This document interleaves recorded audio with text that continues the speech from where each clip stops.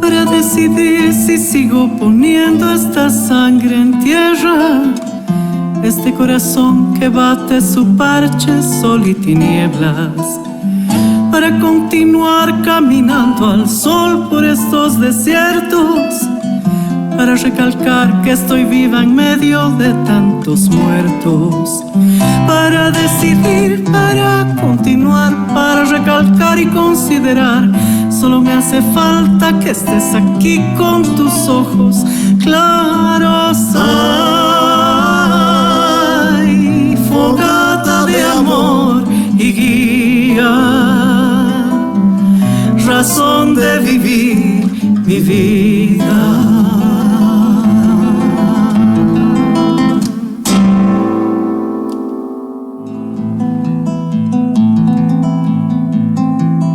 Comienzo inmediatamente con mi contacto vía Zoom. Estoy junto al abogado Nelson Cox, a quien le digo muchas gracias, Nelson, por estos minutos. ¿Me escucha usted bien? Claudia, muy buenos días, la escucho bien. Muy bien, Nelson, a lo que vinimos. Vamos a hablar de, si le parece, tres temas: el ataque del que usted ha sido víctima, el diálogo con el gobierno y, por supuesto, el debate que hay dentro del propio movimiento al socialismo. Comencemos haciendo recuerdo, abogado Cox, que usted fue atacado hace algunos días, un viernes 25 de octubre, en medio de manifestaciones. Se había reactivado la resistencia juvenil Cochala, lo identificaron, detuvieron su auto, golpearon su auto, ahí tenemos las imágenes. Usted tuvo la buena idea, el instinto de transmitir en directo, porque luego entiendo que le secuestraron el celular, dañaron su auto, lo golpearon, le quitaron el celular, usted terminó en un centro médico, no contestaba al celular, quisimos contactarnos con usted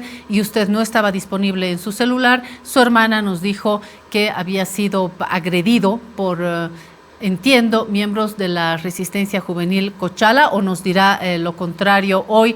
En primer lugar, por supuesto, manifestar la solidaridad. La violencia está nuevamente rondando en nuestro país y no viene solo de un lado. Abogado, ¿quiere ayudarme a completar esta información, por favor? No tuvimos contacto con usted desde entonces.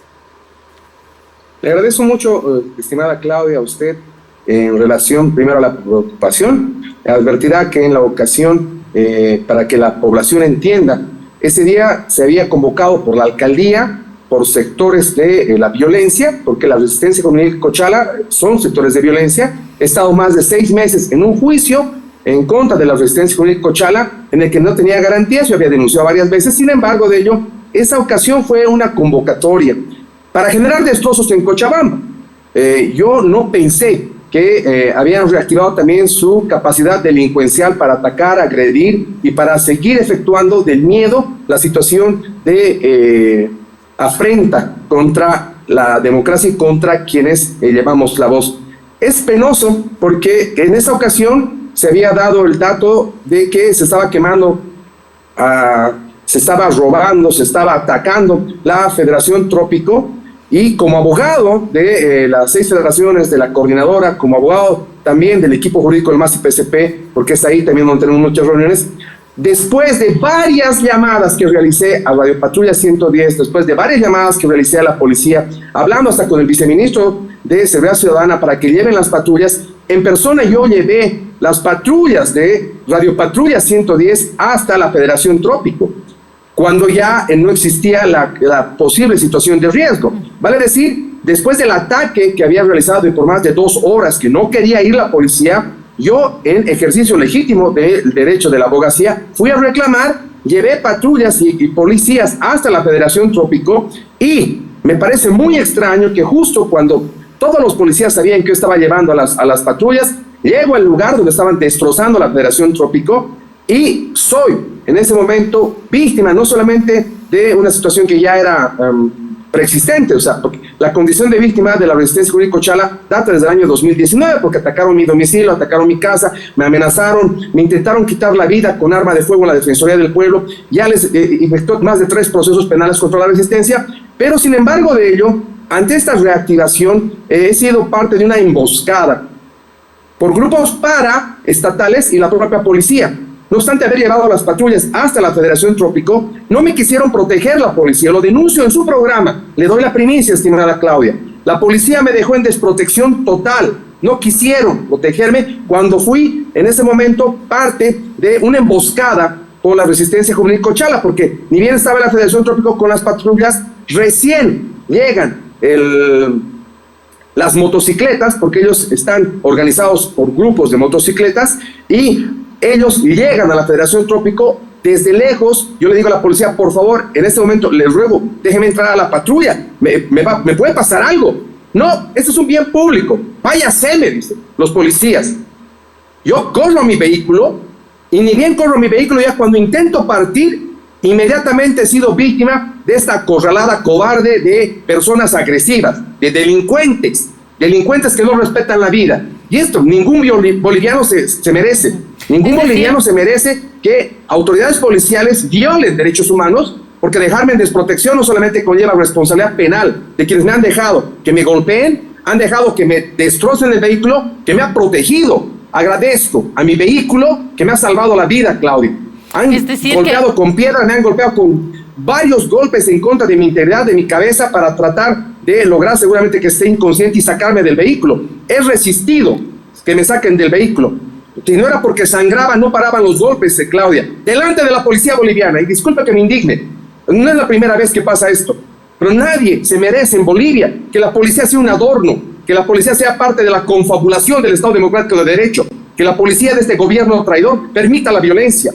Y penosamente, después de no cumplir su propósito de sacarme del vehículo, obviamente he logrado rogar por mi integridad y por mi vida. Gracias a Dios, parte de lo que sangraba, una mujer se solidarizó y les dijo, ya basta, y logré escapar con lo que podía de mi auto, estimada Claudia. Obviamente me habían arrebatado el celular. Primero quise grabar en vivo, pero cantar las agresiones de este séquito de personas que las recuerdo, a todas las que estaban allá, que me rodeaban. Además que hay fotografías y también se está continuando la investigación. Entonces advertirá que lo primero para mí era proteger mi integridad, en lo que lograba recuperar mi estabilidad emocional, porque sufrí muchos golpes en la cabeza. Fui asistido por médicos neurólogos y obviamente he estado desconectado más de 3 días, porque no tenía ni celular ni nadie a mi nombre podía reclamar para que me devuelvan la línea. Y discúlpenme no haberme contactado ni responder a ninguna llamada. Sin embargo, en función de eso, una vez restablecido en mi integridad física, emocional, después de tener los controles médicos, recién he podido dar para poder articular este tema de hacer las acciones penales que corresponden, porque como les señalo, era algo planificado, fue planificado. Y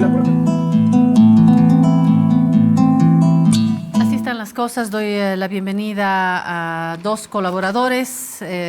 Son 2 personas en quienes confiamos. Nuestro columnista Horst Greve, economista, varias veces autoridad, parte de la razón. Horst, gracias por estar acá, por la paciencia muchas también. Muchas gracias por la invitación y a tus órdenes para empezar con nuestros temas. Con nuestros temas. Así está la política. Alberto Bonadona, también colaborador, amigo. Les agradezco muchísimo estar presencialmente acá y la paciencia. Así estamos en el país. Gracias, así está la violencia, así está la situación.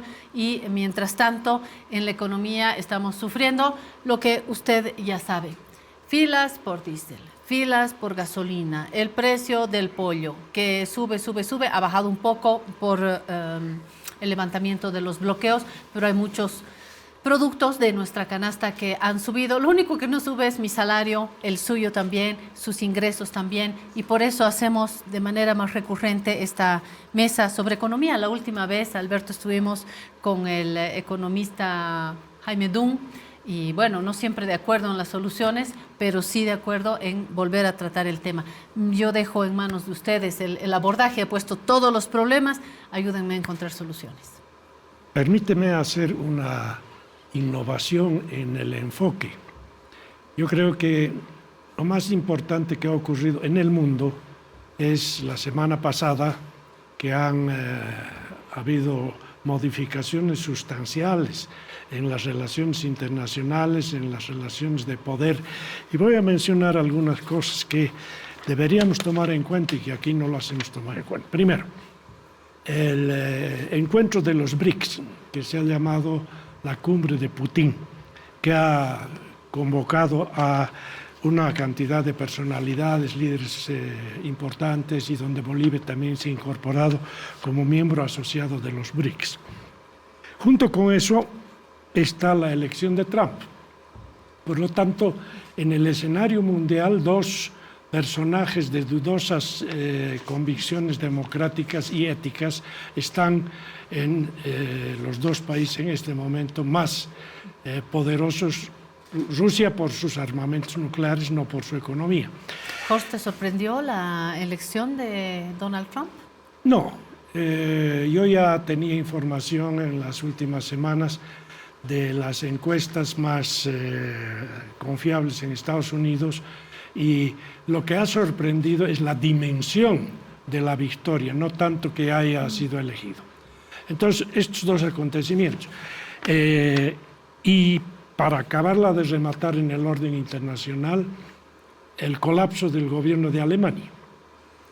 Y para entrar a nuestro ámbito nacional, desde ayer está realizándose en Lima la cumbre de la APEC. Con presencia de Estados Unidos. Y de la China. Y es la cumbre más importante para las relaciones Asia-Pacífico, y se va a llevar a cabo con presencia de Xi Jinping la inauguración del puerto de Chancay. Esto merece comentarios importantes de nuestra parte en términos económicos. Todo esto afecta al país. O sea, Estados Unidos, BRICS, Perú, Alemania. Alemania, y tenemos también a fines de esta semana la cumbre iberoamericana en Cuenca, Ecuador, y después tenemos el G20. En horarios en los que hay electricidad, Ecuador también tiene. Veremos cómo lo lleva, pero lo que a mí me parece preocupante, nadie hace las conexiones y la interpretación y la proyección de lo que implican todos estos fenómenos que han cambiado la geopolítica del mundo en una semana. Los internacionalistas son una especie en extinción, Horst. Yo diría que están en pleno desarrollo, no tanto en extinción, porque hay que hacer un esfuerzo. Un país como Bolivia no se puede permitir el lujo de mirar solamente su ombligo y no mirar lo que acontece en el entorno, y en el entorno inmediato. Por ejemplo, la inauguración de Chancay. Deberíamos estar nosotros de alguna manera presentes, pero ni la diplomacia se ocupa de esto, ni los intelectuales y los académicos, y tampoco los gremios. Entonces somos muy quejumbrosos, y con toda la razón, de la circunstancia interna, pero no miramos que en el exterior están ocurriendo cambios muy relevantes y que también van a afectar el trayecto futuro de nuestro desarrollo económico, político y moral. ¿Primero económico más que político? ¿O van en carriles paralelos? Yo digo que van juntos, porque las medidas que ya está empezando a adoptar Trump tienen un carácter proteccionista muy complicado. Pero su mirada estará en una segunda instancia en América Latina y él mira a otro lado como lo hizo en su primer mandato. No. ¿O ahora va a mirar a este lado? Ahora está pensando que va a levantar un arancel protectivo en Estados Unidos generalizado, a todos les afecta. Entonces son medidas que hay que pensarlas. O sea, no solamente Claudia Sheinbaum debe preocuparse, sino el resto de los presidentes. Así es. Alberto, ¿qué te parece todo esto? Bueno, son problemas que siempre preocupan y que en realidad creo que ha quedado en manos la discusión de estos temas en personas que fueron parte del cuerpo diplomático anterior, es decir, por ejemplo, Gonzalo Montenegro, Javier Vizcarra.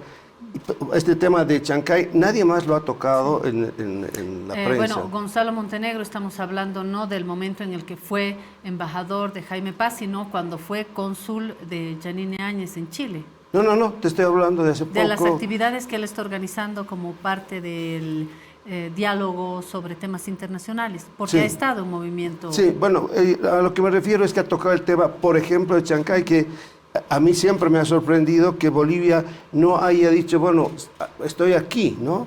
Y creo que hay un aislacionismo por parte de Bolivia muy serio. Pero hace tiempo, ¿no? No, claro, Sí. y que se continúa con eso, y bueno, pero nos pone en una situación ya de solo pensar en qué va a ocurrir mañana con la gasolina, qué va a ocurrir con los precios, o qué va a decir el presidente, o qué va a decir la oposición, o qué ha pasado con Evo todo este tiempo. Inmediatistas y muy hacia adentro, como Así dice es. Horst, ¿verdad? Sí, con serios riesgos, porque la economía, qué sé yo, hoy en el mundo no se maneja solamente desde un punto de vista interno, sino en una proyección. La globalización no ha muerto, es decir, eso permanece y continúa. Entonces, yo creo que es necesario que nosotros, la verdad, y creo que hace muy bien Horst de traer los temas internacionales, porque nos van a afectar. Es decir, lo que está ocurriendo en Estados Unidos es un giro tan poderoso que va a cambiar la política internacional sin duda, que nos puede afectar mucho. Bueno, en realidad nosotros no nos afectan muchas cosas que ocurren en el exterior, porque estamos, como ha dicho Horst, estamos mirándonos el ombligo. Entonces, que pase afuera, lo que pase, nosotros aquí seguimos preocupados de situaciones y consideraciones que son, la verdad, intrascendentes con lo que pasa en el mundo. Sin embargo, el actual gobierno ya nos ha dado algunas señales de cómo estamos dependiendo de lo que sucede ahí afuera. No habla precisamente de las elecciones en Estados Unidos, pero sí ha hablado de por qué nos cuesta tanto estas subvenciones de hidrocarburos, por qué nos están llegando productos con una inflación importada. Es decir, hoy en crisis vemos con más facilidad la ventana abierta con por lo menos los países vecinos, ¿no? Bueno, pero está bien, es decir, eso puede darse que hay alguna ventana abierta, pero yo diría semiabierta, ¿no? E incluso el asunto de los BRICS, bien, somos ahora un país asociado, no somos miembro en sí, se supone que esto es un paso hacia futuro, pero yo la verdad que con toda esa reunión de los BRICS, mi conclusión ha sido, esta ha sido una reunión para apoyar a Putin, pero no ha sido una reunión pues para ofrecer alternativas para el mundo, qué sé yo, que está alrededor de los BRICS, o qué sé yo, que Brasil está muy preocupado de ser una figura más importante en el campo internacional. Pero una respuesta para nosotros fue decir, bueno, está bien, nos han dado una palmadita en el hombro para decirnos, ¿saben qué? Ahora son asociados. Y apóyennos en todo evento, en toda circunstancia internacional. No creo que vaya más allá, no. Yo particularmente no veo algo más en el asunto de los BRICS. El asunto de la reunión con toda la gente del Pacífico, nosotros somos parte del Pacífico. No tendremos mar, pero no importa. Nuestro gran comercio está en el Pacífico y ya estamos llegando cada vez más a la China. O sea, o participamos de eso o pedimos participar. Bueno, o estamos perdiendo el tren, o por lo menos uno de los más importantes trenes que deberíamos tomar. Gracias por estar acá, César Dockweiler. Un gusto que se haya dado el tiempo de subir esta montaña. Aquí estamos como Heidi, en la montaña y trabajando con mucho esfuerzo. Hace tiempo que no nos veíamos, César, ¿verdad? Claudia, ¿cómo estás? Un gusto saludarte, un saludo muy especial a tu programa, La Razón, Gracias, César. a tu equipo, ¿no? Que están haciendo también un magnífico esfuerzo. En un nuevo tiempo, ¿no? En un nuevo tiempo. Felicidades por el mensaje inicial que has dado, porque hoy Bolivia nos encuentra nuevamente confrontados. Quizás no en las calles, quizás no con armas, quizás no con heridos ni muertos, pero nos encuentra confrontados. Y el mensaje que tú das es que esto no escale, sino que más bien encontremos las causas por las cuales hemos estado hace 5 años en una confrontación, donde incluso las ideas nos han llevado a una situación pero tan delicada, y que el día de hoy, en una situación que no es exactamente la misma, crisis económica, crisis social, crisis política, los bolivianos nos alejemos de los puntos de confrontación, encontremos puentes, podamos empezar a conversar, encontremos las soluciones a los problemas que hoy estamos viviendo. Y creo que por ese lado deberíamos encontrar justamente estos puntos de diálogo. Creo que es parte fundamental del mensaje inicial que has dado, así que pues me encantó mucho haberte escuchado. No lo había pensado así, César Dockweiler. No necesita presentación, por lo menos en La Paz. César tiene mucha actividad. César Dockweiler fue cabeza, y creo que hay que reconocerlo, una cabeza, un motor imprescindible en el teleférico, en ponerlo en pie, en articularlo. No se puede hablar del teleférico sin hablar de César Dockweiler. No es propaganda, es una realidad que ha demostrado César con su trabajo.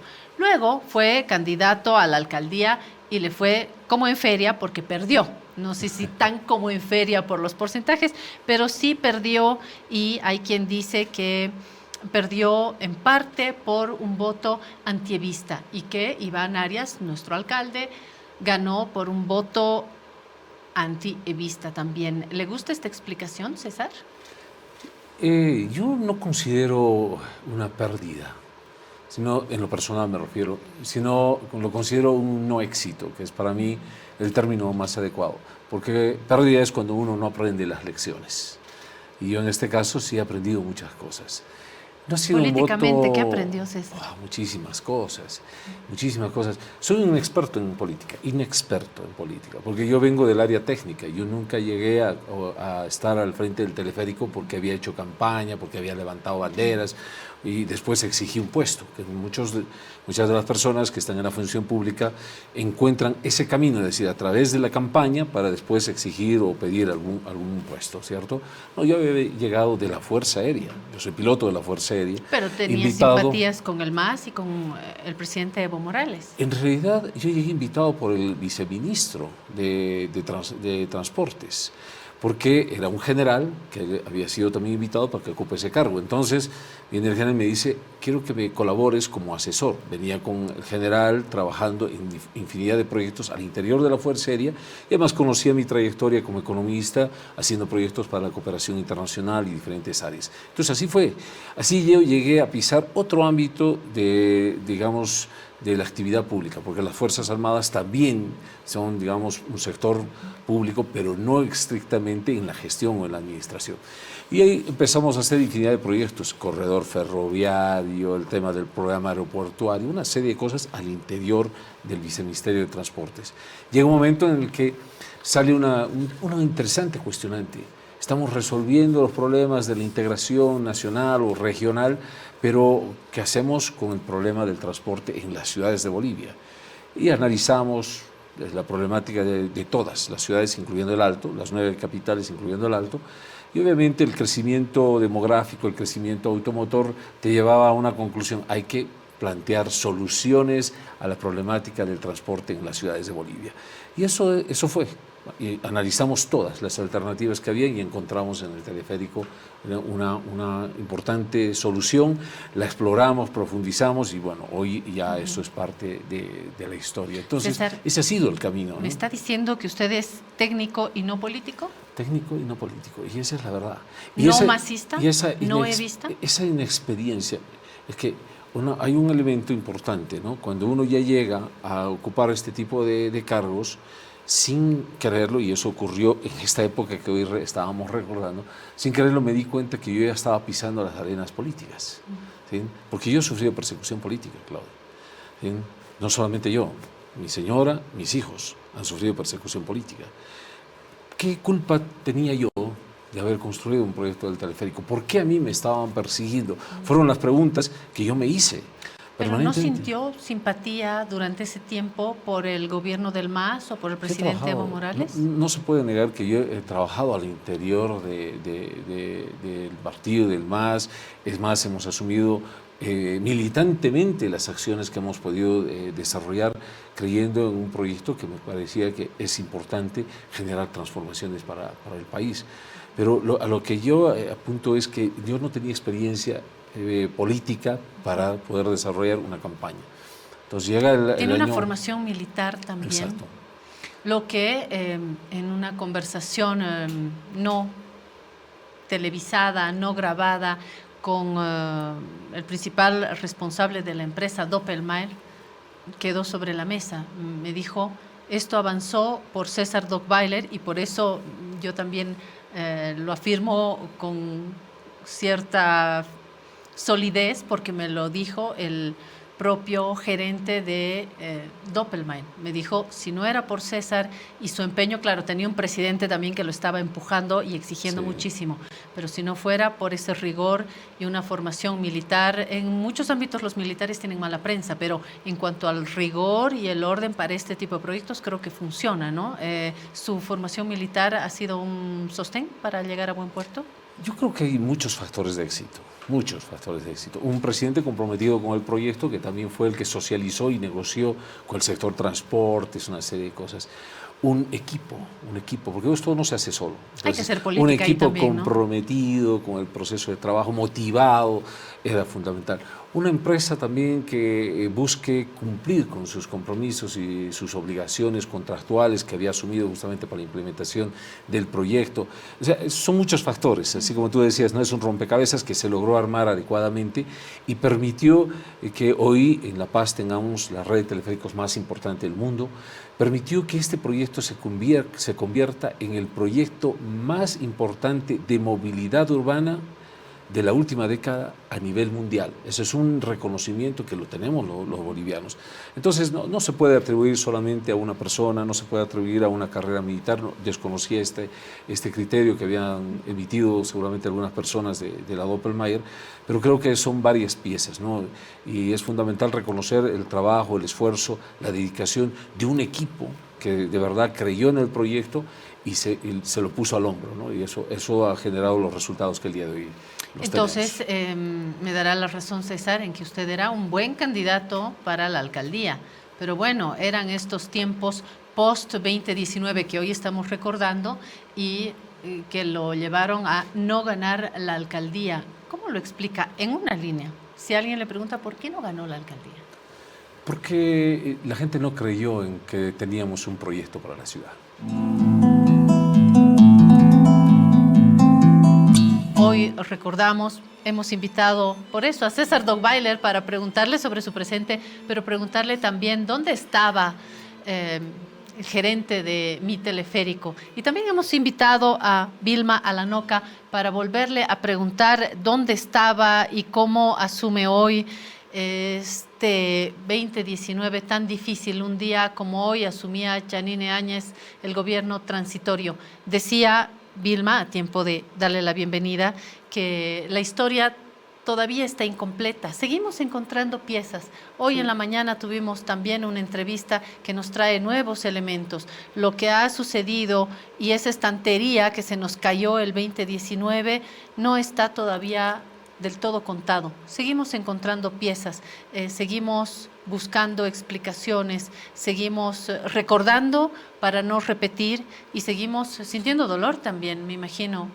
Vilma, ¿dónde estaba un día como hoy? 12.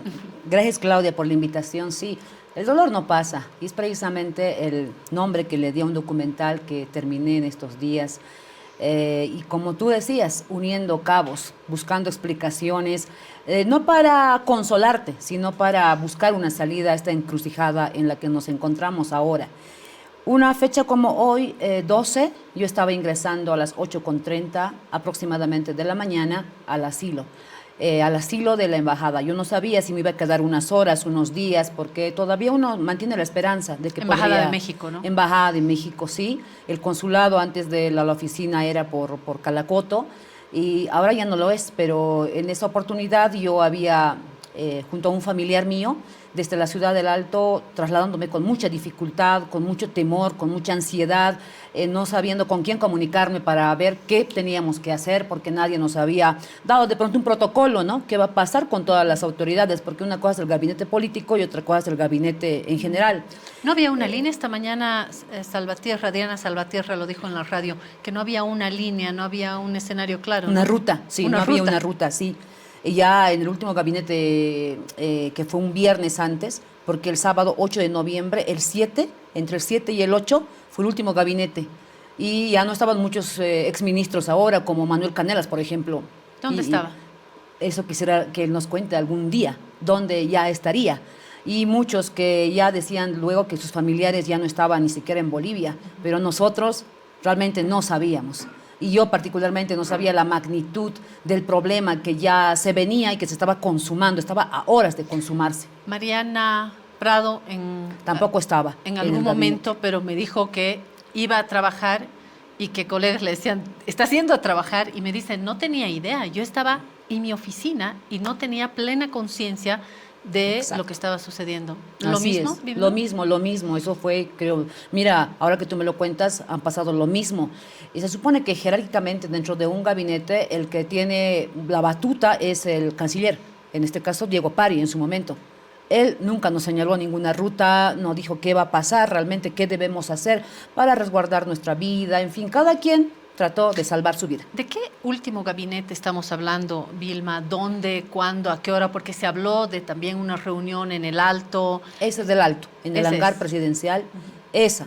Era una madrugada porque era entre 11, 12, 1. Justamente fue ese día cuando la OEA saca los resultados al día siguiente.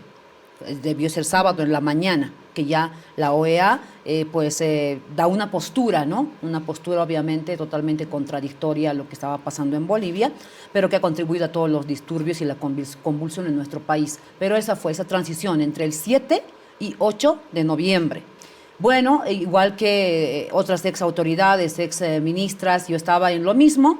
El 8 yo fui a una última interpelación a la Asamblea Legislativa y me encuentro con mi equipo en la soledad absoluta en Plaza Murillo y me dicen que se había suspendido la interpelación que lo hacía una exdiputada de Tarija de la oposición y nunca me habían notificado los de la vicepresidencia, me imagino porque ellos ya sabían también todo este desenlace. Salgo de ahí en shock, buscando una salida porque en todos los 4 flancos de ingreso a la Plaza Murillo estaba gente contraria, que se le han denominado pititas, pero ellos estaban, ¿no? Con mucha euforia, con mucha agresividad, y en lo que yo voy bajando por la calle Ayacucho hacia la vicepresidencia y Mercado, veo a don Jorge Tuto Quiroga, ¿no? El ex presidente de nuestro país, con unas bolsas negras, y lo miro para reconocerlo bien, porque hasta estaba con traje, ¿no? Ese día sábado, en la mañana, 9, 10 de la mañana, y distribuía algo, yo me imagino hasta ahora que es un refrigerio que distribuía a los policías o a los pocos policías que se encontraban. ¿En persona? En persona. Él agarraba 2 bolsas de nylon negras y estaba sacando y distribuyendo. Yo lo pude ver algunos buenos segundos. Obviamente no me acerqué, estaba como a media cuadra. Entonces lo que hice es a mi equipo decirles que salgamos por la calle Mercado, como yendo al Ministerio de Trabajo. Le dije, vamos, pero mire, ministra, tanta gente, están con palos, tenemos que salir.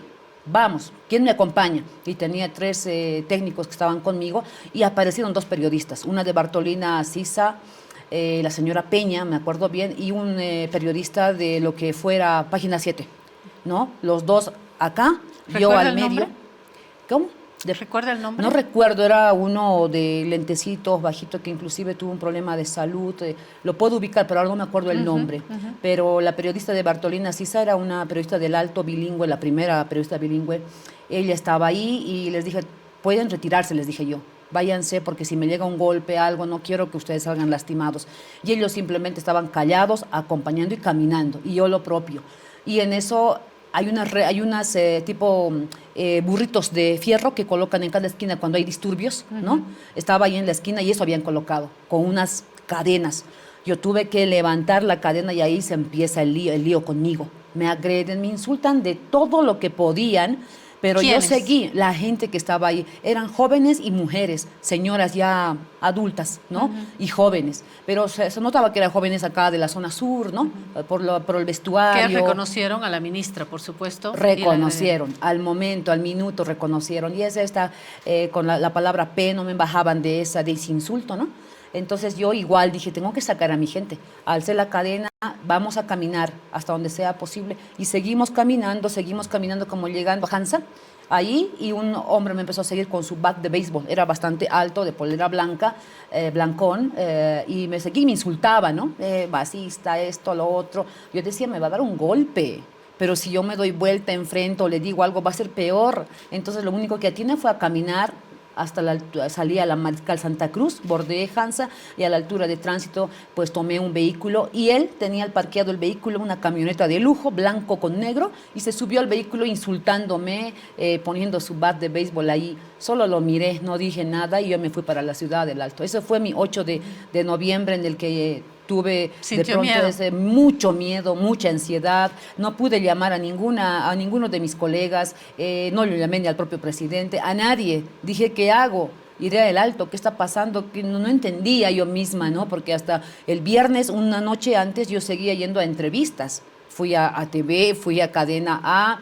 Y recuerdo bien que ese viernes en la noche, a las 8 de la noche, cuando yo retornaba a Casa Grande, un miembro de la UTOP me agarró del brazo. Yo estaba bajando por la Cancillería, donde está la UTOP, me agarra del brazo esa noche, a las 8 de la noche, y me dice, dígale al presidente Evo que nosotros no nos amotinaremos si nos nivelan el salario. Y lo miré yo así como aterrada, porque me tomó del brazo. Y me hice soltar y yo fui a la Casa Grande. Lo primero que hice fue subir al piso 21, hablar con Patricia Hermosa y decirle, quisiera por favor, si está el presidente, hablar con él, quiero comunicarle algo que me han dicho. Y resulta que el presidente estaba terminando una reunión con el vicepresidente, con el ministro de gobierno y otras ahora exautoridades. Entonces, como estaban terminando, me permitieron entrar, me dijo que entre. Y le comenté esto que me dijo. Y el expresidente Evo decía, ¿cómo es posible que pidan eso? Eso es un chantaje. Imagínense si hiciéramos esa nivelación, ¿qué pasaría con los maestros? ¿Qué pasaría con los trabajadores en salud? Sería una catástrofe, no es justo. Nada más, es lo último que se dijo de un reporte último, Carlos Romero, de unos papeles que estaba leyendo ahí en esa sala de reuniones. Yo ya me quedé callada y le dijeron al expresidente, debe resguardar su vida. Viene gente muy violenta a la Casa Grande, llegan en minutos. ¿Qué Usted hora era era? las 8:30 en ese interín. Usted tiene que irse sí o sí a la residencia. Vamos a la residencia. Yo no supe lo que hablaron más antes, pero es lo último que escuché. ¿Quién le Y decía esto? Carlos Romero. Carlos Romero. Carlos Romero. Y se retiraron. Todos salieron, claro, pensativos, meditabundos, preocupados. Nadie me dijo nada, pero nadie de nadie. Yo me quedé sola en esa sala. ¿La única mujer en La esa única reunión? mujer, la única mujer, la única mujer. Gracias por estar con nosotros nuevamente y gracias a Roxana Pérez del Castillo por venir hasta esta montaña. Pensé que se atrasaba un poquito más, pero llegó justo a tiempo. Gracias, Roxana. Bienvenida. Salvada por la campana, muchas Sí. gracias, querida Claudia. Saludar a todos y todas quienes siguen tu programa. ¿Cuántas Me tareas sum- está haciendo? ¿Cuánto papel? ¿Qué está haciendo, Roxana? Bueno, soy una mujer que siempre trata de llevar consigo la fundamentación técnica, la fundamentación jurídica y, por supuesto, la trascendencia de estos elementos en el ámbito social. Eso es parte de lo que implica una planificación urbana y venimos a hablar del municipio y tenía que venir, como siempre lo hago, acompañada de documentos. Esta vez son un poco más porque traemos con nosotros algunos amparos que han ido pasando, algunos elementos novedosos en torno a las obras que el alcalde ha querido denominar como superobras. Bueno, yo me alegro que después de 4 años, querida Claudia, porque ya hemos entrado prácticamente al 4º año, 3 años y casi 4 de gestión, estén tratando de abordar los temas más relevantes para la población paceña en una topografía tan accidentada como la que vivimos. Y después de la paliza de las lluvias que hemos tenido. Y este después último de tiempo. una lección muy dura para la paz y que espero que no se vuelva a repetir. Y tengo mi corazón puesto en ello, he venido haciendo mi trabajo, fiscalizando y bueno, vengo a traerles alguna información que me preocupa. Primero, que efectivamente se tiene 2 amenazas, los deslizamientos y las inundaciones en La Paz. Pero esas son las causas, hay que encontrar, o sea, son los efectos, hay que encontrar la causa. Y la causa claramente es la falta de prevención en riesgos que está vinculada a varios ejes troncales. Entre los más importantes está el abordaje a los loteamientos, a la afectación de áreas verdes, de la deforestación, las construcciones ilegales que generan cargas en los taludes, que colapsan los sistemas sanitarios, que generan filtraciones y que por supuesto están vinculados a los deslizamientos, sobre todo en los sectores de mayor riesgo. Solucionar eso hasta las próximas lluvias es imposible, ¿no? Imposible, pero además les vengo a mostrar que no es que se ha trabajado en solucionar eso, lamentablemente. Más bien yo creo que, y lo digo con mucho pesar y sin ningún miramiento al respecto, que esta gestión se caracteriza más bien por haber promovido, viene desde hace mucho tiempo atrás, no es solo esta gestión, las construcciones ilegales, los loteamientos, la afectación a los espacios verdes y demás, es algo que viene desde hace gestiones atrás, sin duda alguna. Pero esta gestión yo creo que ha sobrepasado los límites y creo que parte de las características es justamente la promoción de las construcciones ilegales y los loteamientos, y yo lo vengo a traer con documentos en mano, ¿no? Entonces en eso tenemos que discrepar. El segundo punto es que para que podamos prevenir y tener un abordaje serio sobre las inundaciones, se tiene que trabajar y priorizar los recursos en la canalización de nuestros ríos y en las obras hidráulicas. Y eso tampoco se ha hecho. Y no solo que no se ha hecho en su totalidad, hay obras que se están ejecutando muy tarde, por cierto, muy tarde, pero que... Esos trabajos en IRPAVI, ¿qué le parecen? Exacto, ahí voy. Por ejemplo, he hecho yo la fiscalización, no sé si pueden visitar mis redes, ahí también están los videos. Hemos tenido el contacto con la empresa, que parece una empresa muy seria, y parte de los problemas por los cuales el abordaje de la canalización del río de IRPAVI 2 y partecita de Aruntaya está únicamente entre el 25 y el 29% de avance, que entenderás que no va a poder responder a la contención de una posible inundación en esta época de lluvia, porque estamos con un avance muy, muy bajo, es porque el planteamiento de este proyecto no tenía criterios técnicos, y lo que ha tenido que hacer la empresa es replantear y establecer un distribuidor justamente hidráulico dentro del planteamiento de la canalización, que era indispensable para tener una contención, sobre todo respecto a las olas punzantes, porque tiene muchísimo material de arrastre, tanto desde Aruntaya como desde toda, digamos, la cabecera del río de IRPAVI 2, lo que genera una gran mazamorra y una fuerza muchas veces incontrolable cuando adicionalmente a ello no se tiene la limpieza en las cabeceras de manera periódica. Este cambio en el proyecto ha significado una tardanza, una demora que, en síntesis, además de costar más plata al municipio, se tenía que hacer porque sin ella no hubiera sido un proyecto serio, pero que le pasa una alta factura porque de nuevo la población de estos sectores va a pasar la época de lluvia en zozobra, con una empresa que va a tratar que tiene un plan de contingencia, lo hemos conocido, y que va a tratar de sobrellevar de mejor forma que la época previa, pero sin duda alguna todavía estamos a expensas de la naturaleza y de la falta de acción, o mejor dicho, de la omisión y de la acción del hombre, porque no debemos olvidar que en las partes superiores colindantes con otro municipio, claramente tenemos loteamientos, cuando nosotros deberíamos estar defendiendo nuestros límites y deberíamos estar defendiendo nuestros espacios, más aún cuando ello significa trabajar en la prevención de riesgos, Claudia. Y lamentablemente no se ha avanzado en nada en el tema limítrofe, y tampoco se ha convocado a los diferentes alcaldes de los municipios colindantes a nuestra ciudad para Parece que nos comunicamos cuando estamos con el barro aquí, ¿no? Tal cual. Eso ha pasado. Eso ha pasado. Y lo que hacen es justificar las construcciones ilegales, y claro, en el imaginario colectivo le echan la culpa al alcalde de al lado, ¿no? Al vecino.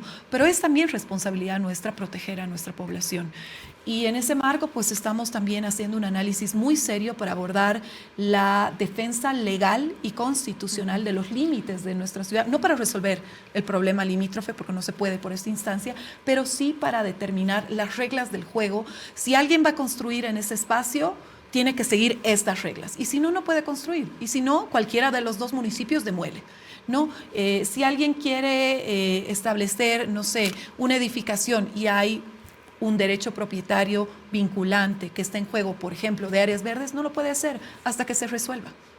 No es que hay problemas de límite, entonces yo doy permiso y no me importa lo que pase. Y yo, como tampoco me interesan mucho estos espacios, entonces dejo que sea el viejo oeste y que todo el mundo haga lo que piense.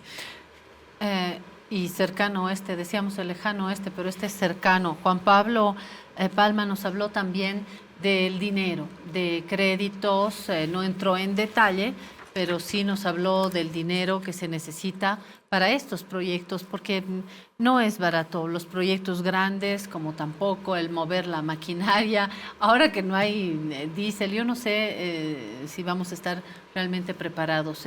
Dinero y la planificación de los grandes trabajos previos a las lluvias. Ahora estamos en noviembre, pero ya diciembre, enero poco, febrero loco, y loco puede ser Loco, marzo también. Sí. Todavía tenemos 2 mesecitos, Claudia, que yo de verdad que estoy así impulsando con las fiscalizaciones, con las redes, con la gente, con el movimiento. ¿Resultados? Con algunos resultados, no los que yo quisiera, porque yo no soy gestión, no hago gestión edil, no tengo un solo centavo, pero la plata que tengo, que es de mi bolsillo, que es de mi sueldo, la he también empleado. Lamentablemente esto no debería suceder, pero la he usado, los recursos míos y también nuestros ahorros muchas veces, para comprar gaviones, para abordar la prevención de riesgos, para hacer gestión con las juntas vecinales. ¿Lo está pagando de su salario? Sí.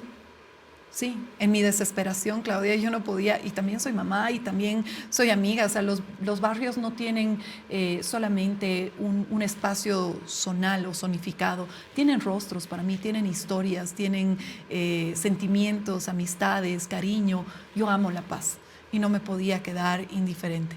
Sin embargo, claro, después también ha entrado el gobierno municipal y agradezco mucho también al gobierno nacional, que ha tenido una gran intervención una vez que el alcalde se dignó en declarar en emergencia, que era parte de los óbices. Sin embargo, en ese marco hemos estado en un purgatorio casi, La Paz, ¿no? Entre que el alcalde no declaraba en emergencia y el gobierno tenía la imposibilidad por ello de ingresar, pues ahí quienes amamos La Paz hemos intervenido, y también han intervenido empresas privadas a quienes les agradezco también su aporte por La Paz. Pero bueno, han hablado de plata, querida Claudia, y ahora vamos a hablar de los recursos públicos, porque esos son los recursos que se tienen que ejecutar para priorizar y atender claramente las necesidades más importantes de nuestra ciudad.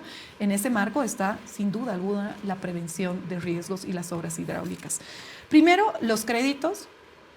La posibilidad de ir a buscar créditos ha sido aprobada por el Consejo de manera no unánime, pero tenían mayoría y ya deberían haber buscado los créditos. El alcalde no ha presentado un solo crédito hasta el momento para ser aprobado por el Consejo. Así que, ¿de qué recursos me está hablando? Si habla de los créditos, porque también quiero señalar que claramente el contexto de urgencia y de necesidad se usa y se instrumentaliza políticamente para lograr créditos. Sin embargo, si son créditos buenos para La Paz, para nuestra gente, para las zonas, por supuesto que contarán con el apoyo de los concejales, al menos el mío. Lo que sí te puedo decir es que no es falta de plata, es falta de priorización. Por ejemplo, la semana pasada yo he presentado una obra trascendental, que es la canalización del río La Paz hasta Mayasa, ¿no? Hasta Aranjuez, ¿no? y Mayasa. Y tenía 3 tramos, al menos 3 tramos. Esta obra es indispensable. El río La Paz recibe los afluentes de las cuencas, de la mayor cantidad de cuencas de nuestro municipio. Por eso se llama río La Paz. Es una cuenca muy importante y que tiene una incidencia sobre varias zonas, sobre todo del macrosur. Y lo hemos visto su potencia y su ferocidad en la época de lluvias. Y he solicitado que se pueda priorizar la canalización de este río. ¿Cuánto cuesta una Eso canalización? te quería contar. Son 3 tramos. No lo he dicho yo, está en las redes públicamente expuesto por el jefe de bancada de la bancada del alcalde, el señor Dulón, que dice: hemos consultado con la Secretaría de Resiliencia, que está a cargo de Juan Pablo Palma, y nos ha comunicado que el primer tramo tiene un costo de 49 millones, el segundo, estoy redondeando. ¿De bolivianos? Bolivianos, 49 millones de bolivianos, el segundo de 49 millones de bolivianos y el tercero de aproximadamente 28 a 29 millones de bolivianos. Ciento y pico en total. 103 millones también haciendo un redondeo. Bienvenido al vocal Tahuichi. Tahuichi, siempre agradecida por el tiempo que se ha tomado de subir a esta montaña y estar acá con nosotros. ¿Cómo está, vocal? Bueno, en primera instancia, estimada hermana Claudia, gracias por la invitación. Estamos aquí para poder informar de primera mano qué está pasando con nuestra democracia. De entrada lo digo, nuestra democracia está en vilo. El procesos electorales futuros están en vilo, están en grave riesgo. ¿Por qué? Porque se está sentando un funesto precedente alrededor de no cumplir, no respetar el principio de preclusión que le da seguridad jurídica a un proceso electoral. ¿Qué quiere decir esto, vocal? A ver, estimada Claudia, la preclusión es una norma, ¿sí? Es una norma sustancial, ¿no? Que significa, que señala, que ninguna actividad de un proceso electoral puede ser retrotraída hacia atrás. Es decir, no puede ser ni revisada. Y eso lo dice nuestra normativa electoral. En mi pueblo eso se dice independencia de poderes, ¿no? Sí, hay que entenderlo también, ¿no? O sea, el principio de preclusión lo practican todos los estados democráticos del mundo, todos, ¿no? Salvo casos muy excepcionales. ¿Por qué? Porque eso garantiza que inicie y termina en los tiempos establecidos y se pueda dar cumplimiento a los mandatos. Por ejemplo, tenemos un ejemplito. Al año tenemos, estimada Claudia, el 8 de noviembre del 2025, ese día sí o sí tiene que producirse el cambio, la transición con el futuro presidente o presidenta, futuros senadores y futuros diputados. Porque la Constitución señala un mandato fijo de 5 años. Y para que eso ocurra, estimada Claudia, nosotros ya tenemos planificado el calendario. Va a arrancar al año el 12 de abril del 2025, inicio del calendario electoral, del proceso electoral presidencial. Tenemos el próximo 10 de agosto, domingo 10 de agosto del 2025, será día de la jornada de elecciones presidenciales. Si por si acaso en esa fecha no hay un segundo ganador, no hay un ganador con mayoría absoluta. Con la mayoría absoluta, como dice la norma, habría una segunda vuelta. Y eso sería el próximo domingo 12 de octubre del 2025.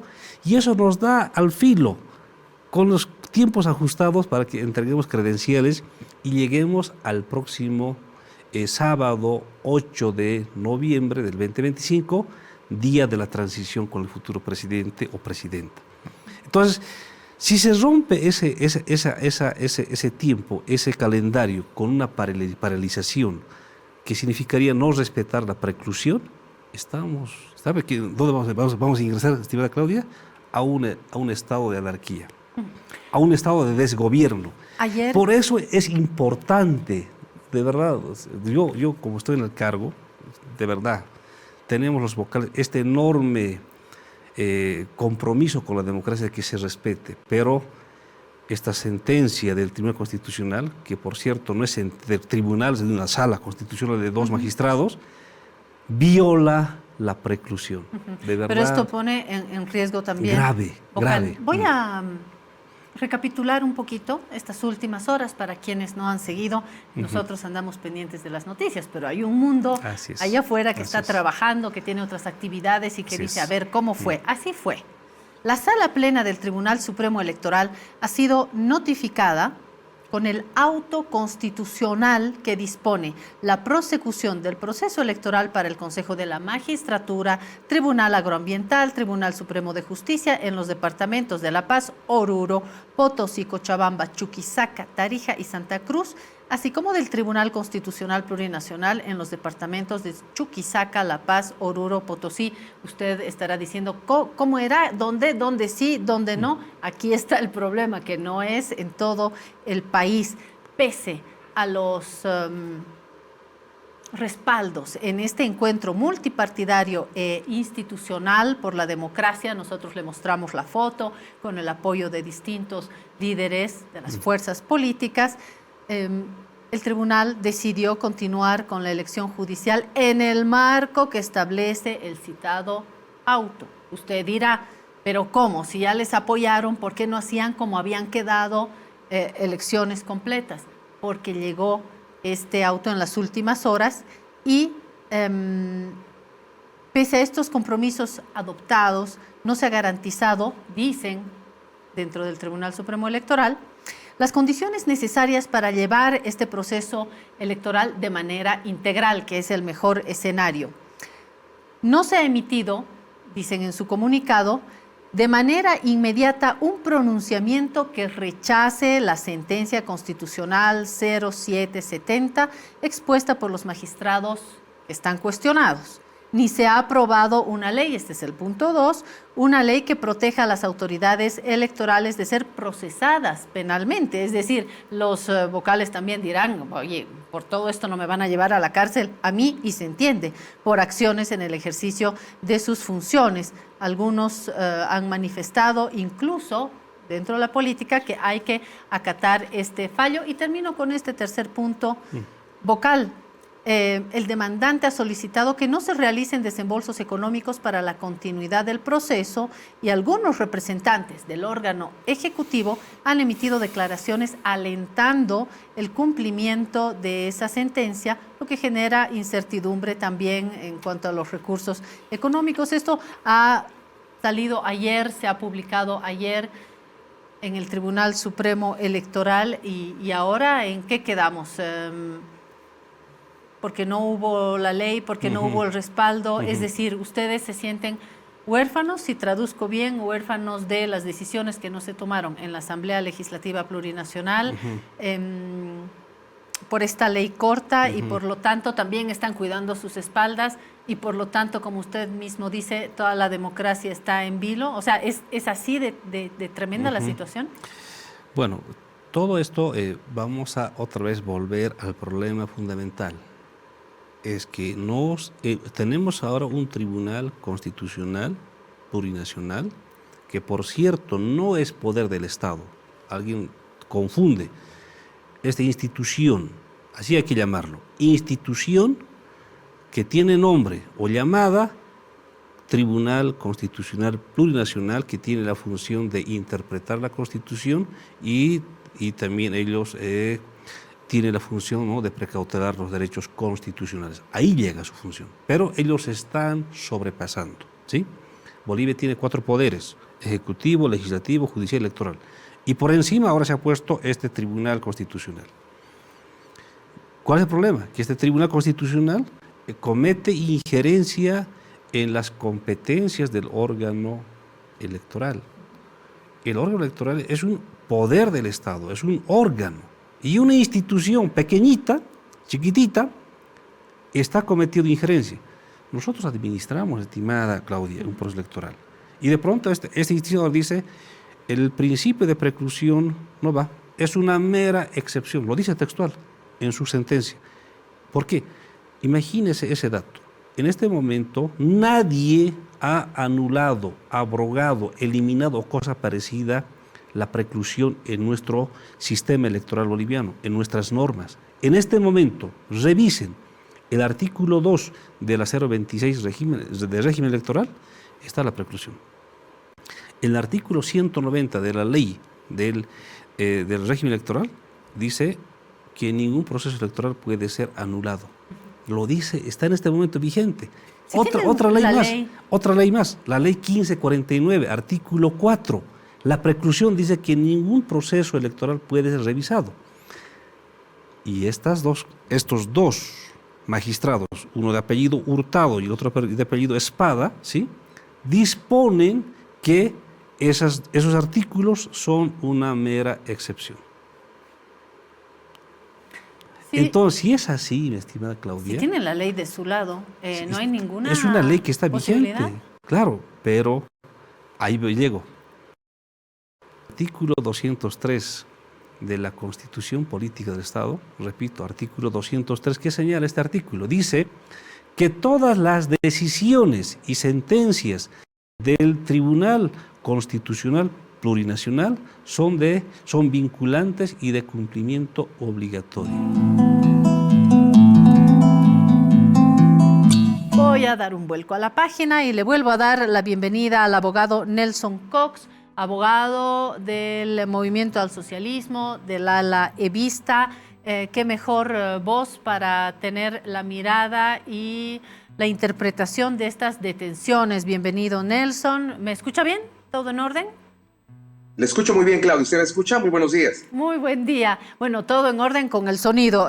Con la política nada está en orden. Ayer nos hemos informado de la detención de Humberto Claros, un dirigente no menor dentro del Movimiento al Socialismo, y posteriormente Ramiro Cucho por acusaciones ligadas a los bloqueos prolongados, más de 22 días, 24, 22 han sido aprehendidos. La hija de Evo Morales apareció en los medios, dijo que no fue una aprehensión, que fue un secuestro.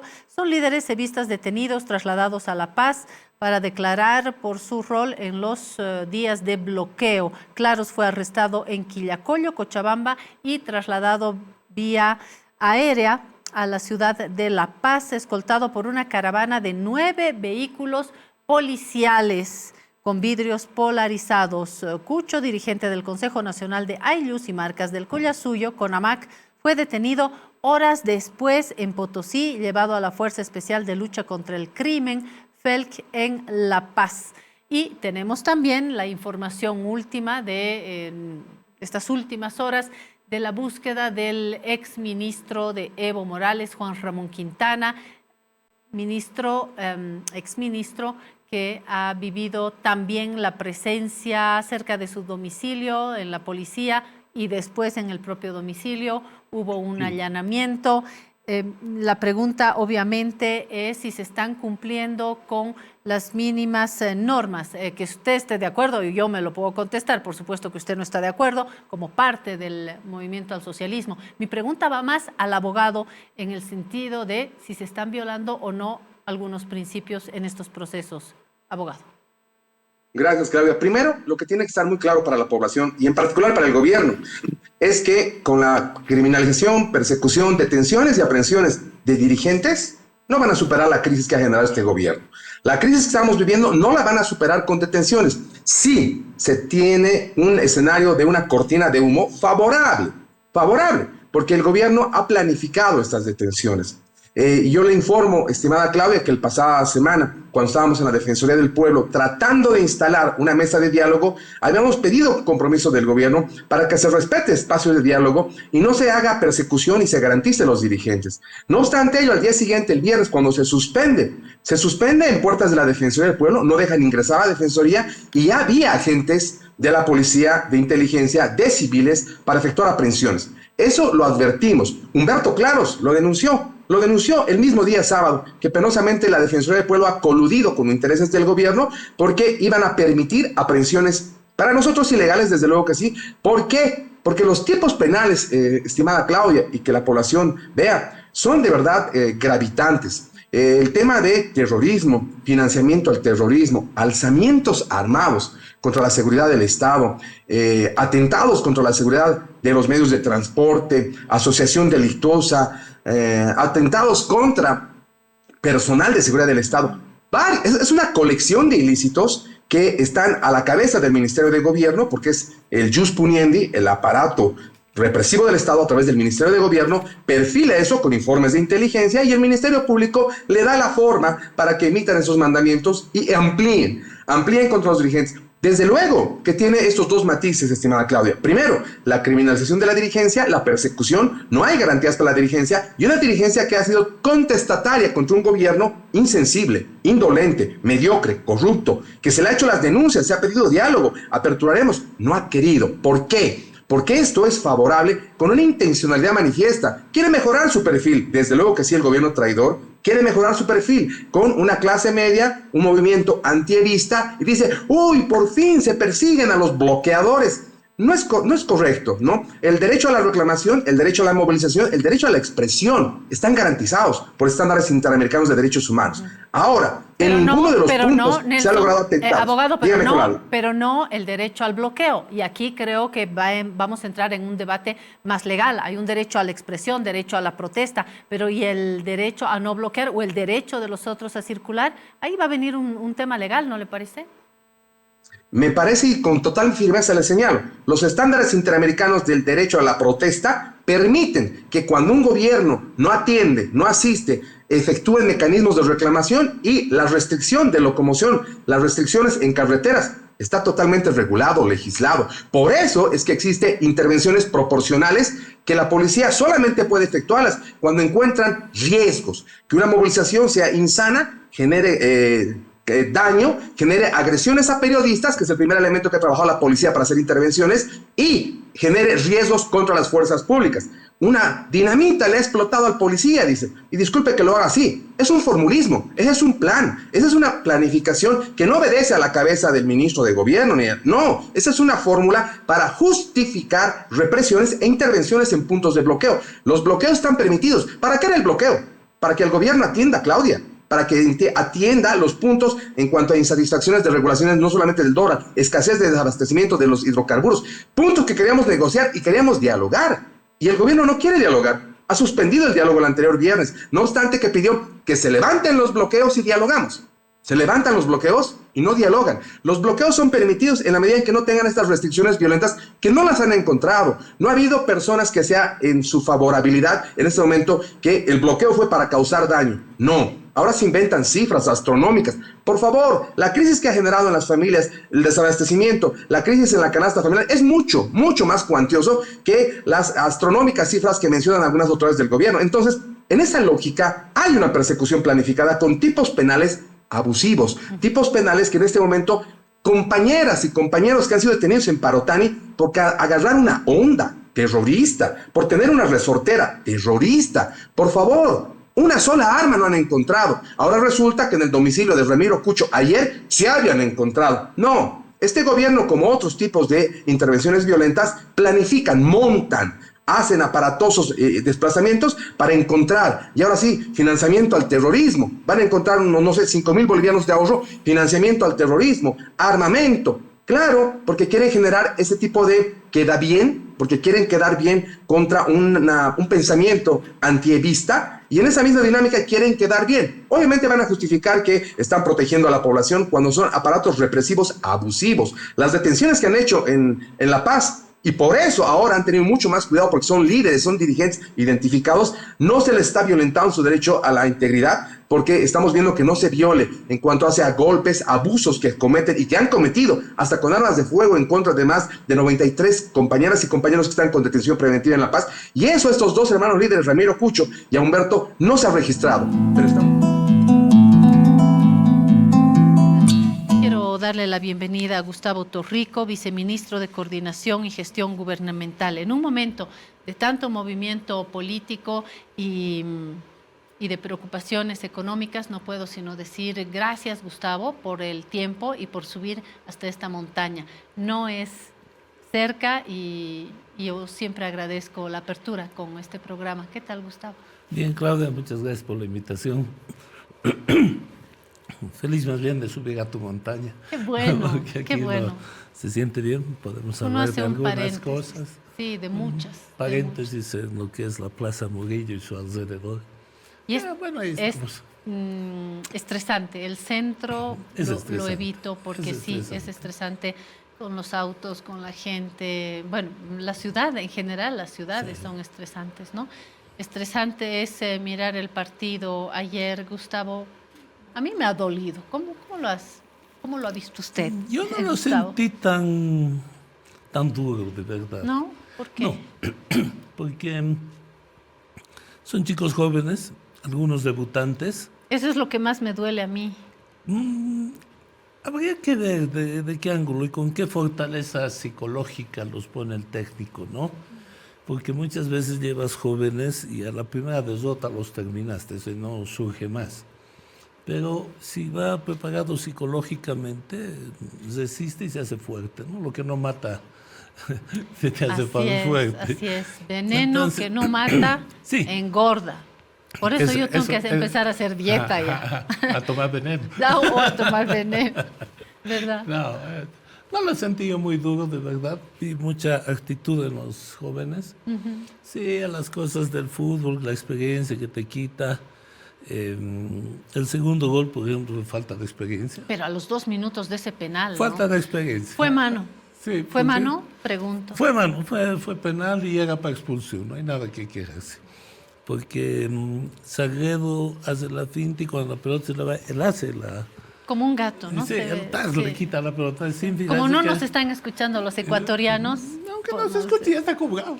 Está cobrado, Sí, es verdad. sí. Pero al minuto, muy poco tiempo después viene, ahí nos ganan la moral, ¿no? El segundo, porque ahí se comete el error en el tiro libre, ¿no? De entregarlo en la salida del balón.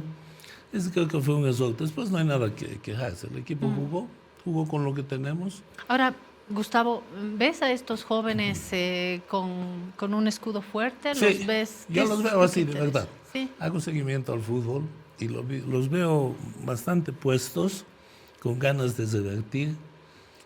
Puede que suframos en el futuro otra derrota también, pero hay que aguantar, pues así se aprende. El profe hoy de té boliviano es alguien que siente, Sí. y llegas, a diferencia de los enlatados que hemos tenido, sobre todo del Los último, brasileños. creo que primero hay que sentir, hay que ser boliviano para defender, pero ¿se equivocó anoche? No, yo no creo. En realidad había dos cosas que se jugaba. Si poníamos un equipo titular, si vale el término, podían ser expulsados, podía haber amarillas y luego perdemos nuestra capacidad de fuerza en lo local. Se ha jugado en las últimas fechas, la idea era terminar con 9 puntos, podríamos terminar con 12 también. Creo que está bien nuestra selección, hay que apoyarla, nomás son jóvenes porque sí, como tú dices, esos enlatados que nos han traído de Brasil y demás, más los cuasi jubilados hemos hecho jugar y eso me dolía más a mí, gente joven sin oportunidad de participar. Hoy están los jóvenes ahí, tenemos visión hacia adelante, vendrán 4 años más de preparación, si es que se sigue, y eso hay que recomendar que sigamos un proceso. Porque luego, si no clasificamos, cambio de técnico, cambio de esto. Sí, no, así no va. Hay que darle continuidad. Así no va. ¿Va a ir al partido acá en el Alto? No, lastimosamente. No se ha dormido para conseguir entradas. No pude comprar Volaron entradas. las entradas. Pero a los 10 minutos ya no había en la Ya sede. no había nada. Ya no había nada. Sí, yo me descuidé, pero bueno, voy a hinchar nomás desde casa. Sí. La fuerza está bien. Aquí me están criticando nuestros amigos. ¿Qué estás hablando de fútbol, Claudia? Preguntarle de política, me está diciendo usted. Me está acusando. Le estoy escuchando hasta aquí. Les haremos caso, hablemos de política. Hay satisfacción dentro del masarcista después de la noticia de ayer, el TCP que reconoce el Congreso del masarcista. García en la presidencia han mandado a jubilarse a Evo Morales. Luego hablamos de la detención. Hablemos primero del último partido de ayer. Yo creo que hay satisfacción en el MAS en su conjunto, en este tema que no está hasta hoy oficializado, por si acaso, no ha notificado el Tribunal Constitucional. Al Tribunal Supremo Al Electoral. Tribunal Supremo Electoral. No lo ha notificado, entonces está ahí en el... Bueno, tampoco ha de ser un invento la noticia. Sí.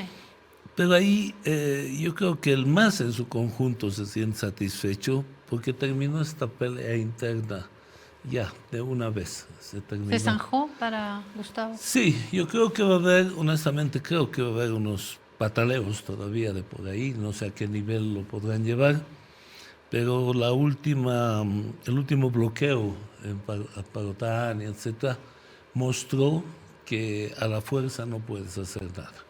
Lo mostró. Y si hoy vas a querer insistir, no sé hasta dónde llegue. Pero el MAS en realidad ya borró este lío interno. Yo creo que ahora de la nueva dirección es el convocar y el que reconstruyamos el MAS ya no solamente con sectores privilegiados, sino que volvamos a nuestro origen, donde teníamos toda la base popular, logramos conquistar la base popular, universitarios, fabriles, obreros, etc. Creo que ese es el gran reto hoy, y no hay mucho tiempo. Pero hay que hacerlo, hay que construir. ¿Esto quiere decir que estos sectores que acaba de mencionar Gustavo están alejados? Es decir, ¿está admitiendo cierto debilitamiento también dentro del MAS, en el que usted está, Gustavo, porque ese viceministro está en el mundo arcista, tampoco lo vamos a negar? Quiere decir que han perdido sectores y que con el capítulo de ayer y el dejar a Evo Morales fuera de la jefatura en el MAS, sí les toca recuperar, por lo tanto, ¿sí sienten que han perdido ciertos sectores? No es que perdimos sectores, sino que, como dije alguna vez acá cuando me invitaste, más la pelea era cupular. Abajo todos estábamos igual, como siempre estábamos bien, solo que había este lío de, a ver, si un mundo, digamos el mundo fabril, si le entraba de frente fuerte en el apoyo al gobierno, también tienen su corazoncito azul, pues con el Evo, ¿no? Eso no lo vamos a negar. O sea, muchos, yo por ejemplo lo estimo mucho a Evo Morales. Entonces, esas cosas hacían que estemos media tinta, ¿no? Un poco así funcionaba. Con el corazón partido, como dice español. Corazón Sáenz partido. es el que dice, sí, ¿no? Sáenz. Entonces, ese es el tema, ¿no? Hoy, como te digo, la capacidad se va a ver de nuestra dirigencia en recomponernos, de toda la dirigencia, ¿no?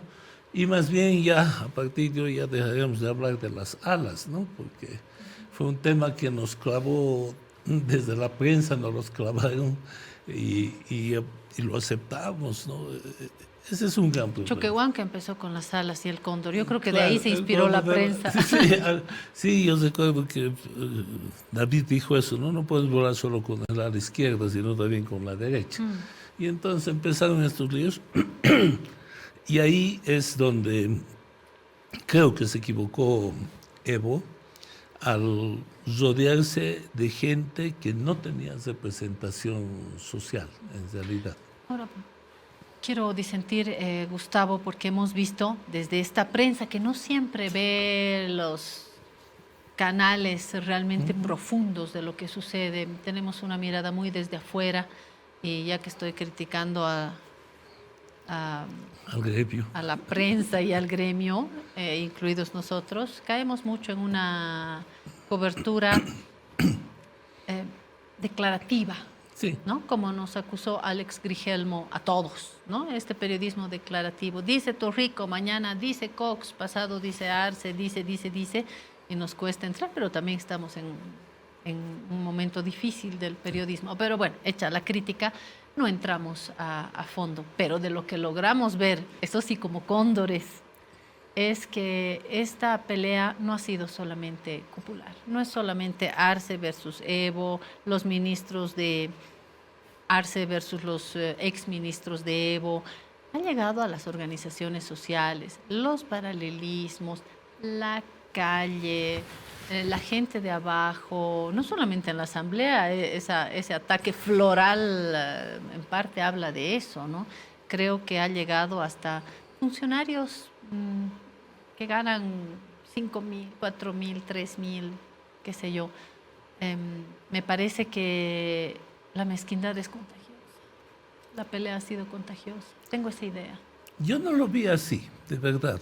Yo estaba muy tranquilo, lo dije en varias charlas que di. Ah, pero Gustavo, pues fuma bajo el agua, por eso está tranquilo. No, lo vi así, de verdad, Claudia.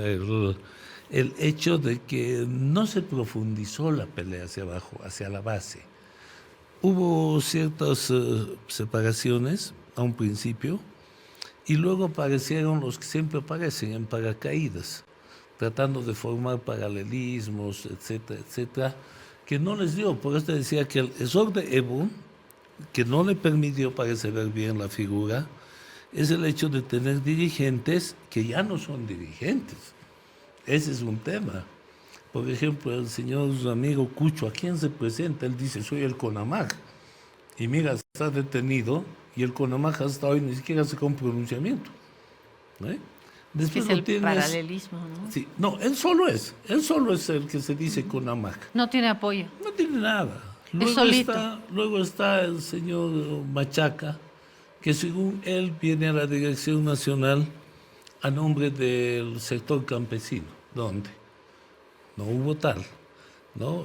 Rodolfo Machaca, años metido además en la dirección, cuando fue expulsado hace años ya del movimiento campesino, por malos manejos, etc.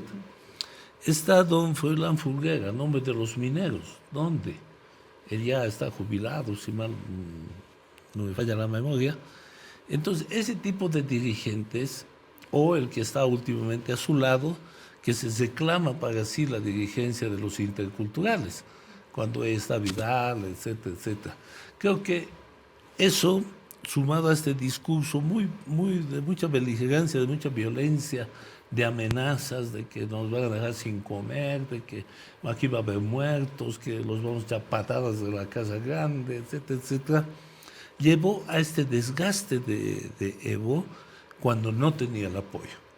Porque mira que incluso cuando se interviene para Otani, sale Ponciano y dice, y sale Kenta también, de Norte Potosí, y dice, ahora sí, se jodieron, mañana está bloqueado todo el país, todo. No hubo nunca nada. Por eso te digo, creo que le han mostrado una película que no tenía realidad. Y creo que ese fue el error de Evo, por lo menos hasta ahí lo puedo ver. Hay que ver dos elementos de fuerza. Los bloqueos, sin duda. Y mucha gente con una sonrisa decía, es solo Cochabamba. Hubo una factura que pagaron en Cochabamba. Hablé con el alcalde Manfred Reyes Villa, que ahora me está haciendo una serie de propuestas para reactivar, ni siquiera compensar, reactivar la economía, en fin. Muchos se alegraron y dijeron, solo es Cochabamba y un par más. Pero por un lado nos costó Cochabamba a todo el país, porque si hay una factura, una factura que no lo explica todo, ya hablaremos de esto, pero sí hubo una factura, no fue en todo el país, está bien, pero fue Cochabamba y un par más de extensiones. Pero si fuera solamente, como dice Gustavo, Evo Morales arrinconado en su región, y estos dirigentes, 4 loquitos, tampoco habría tenido la cantidad que tuvo en la marcha, ¿no? Es difícil, ahora no me voy a meter a contar, pero fue una marcha, ¿no? ¿O no? Se ha movido gente del trópico y se ha hecho durante el paro también, durante el bloqueo, etc. Gente del trópico que bloqueaba. Es que hay adentro más o menos 250,000 productores en el trópico. Entonces, esa cuasi dictadura sindical que les obliga a salir, ¿verdad? Porque hay un orden ya establecido en el trópico. Yo salgo hoy al bloqueo o a la marcha, estoy la semana y tú cuidas mi chaco, tú me lo deshiervas, etc. Y mañana tú vienes al bloqueo y yo vengo a cuidar tu chaco. Por eso es que Evo te dice, nosotros podemos elevarnos y estar el año entero en la huelga. Eso es verdad, pueden. Pero también la gente se cansa de adentro. Lo que hay que ver es que el trópico a la fecha ya no solamente pues coca, como hace 20 años atrás. Hoy es peces, los famosos tambaquís, hoy es exportación de bananos, es la hotelería, el transporte. O sea, hay muchas cosas que ver, que ha cambiado el panorama, y si no te adaptas a este cambio vas a sufrir, pues. Y eso creo que se vio más bien se vio que Evo se quedó aislado en el trópico, porque obviamente su base fuerte, eso nadie lo va a discutir, pero incluso en la última elección, los 2 senadores del MAS vienen del trópico, no se tomó en cuenta la ciudad de nada, y vienen del sector cocalero.